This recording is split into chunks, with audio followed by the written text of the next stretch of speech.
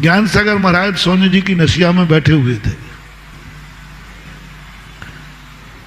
एक विदेशी वहां दर्शन करने आते हैं नसिया को देखने, तो एक विदेशी खड़ा था, वो देख रहा था जो लोग आ रहे थे कुछ ना कुछ चढ़ा रहे थे आचार्य जी को, ज्ञान सागर महाराज जी को।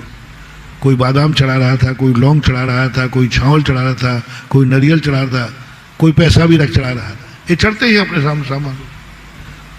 वो देखता रहा कि महाराज के पास जाने के लिए कुछ चढ़ाना पड़ता है और कोई एक चीज तो नहीं चढ़ रही, जिसके पास जो चीज है वो ही चढ़ा रहा है।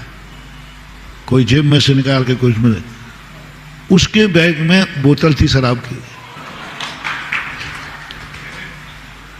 और आचार्य महाराज पूज्य ज्ञान सागर महाराज वो लिखने में लगे हुए थे कुछ, तो सब चढ़ाते, किसी को आशीर्वाद नहीं दिया।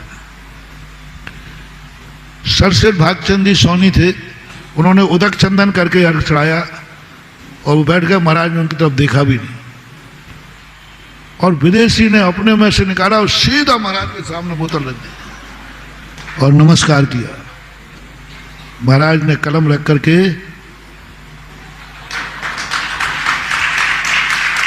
अब सेठ जी को तो आग लगी।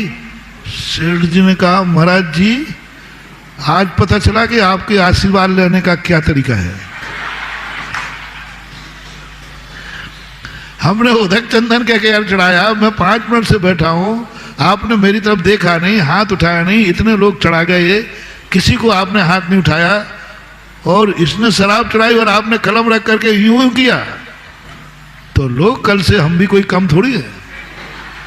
हमें तो आशीर्वाद चाहिए, शराब की बोतल पे मिलेगा तो कल बोतल ही चढ़ेंगी,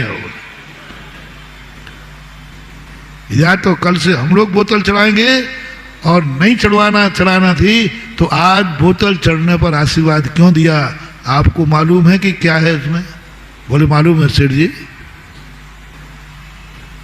तो ऐसा क्यों किया? ज्ञान सागर महाराज ने कहा, उसी से पूछो, तुम भी इंग्लिश जानते हो, वो भी जानता है, ये क्यों चढ़ाई उसने? तो सेठ जी से बोले, हमने समझा साधु महाराज के पास जाने के लिए कुछ ना कुछ चढ़ाना पड़ता है, खाली हाथ नहीं करना दर्शन। अब मेरे पास तो और कुछ था नहीं, यही था तो मैंने ये चढ़ा दी। बोलो उसने शराब की बोतल चढ़ाई है या साधु का सम्मान किया है, उसको पुण्य लगेगा या पाप? अज्ञानी है, लेकिन भाव क्या है?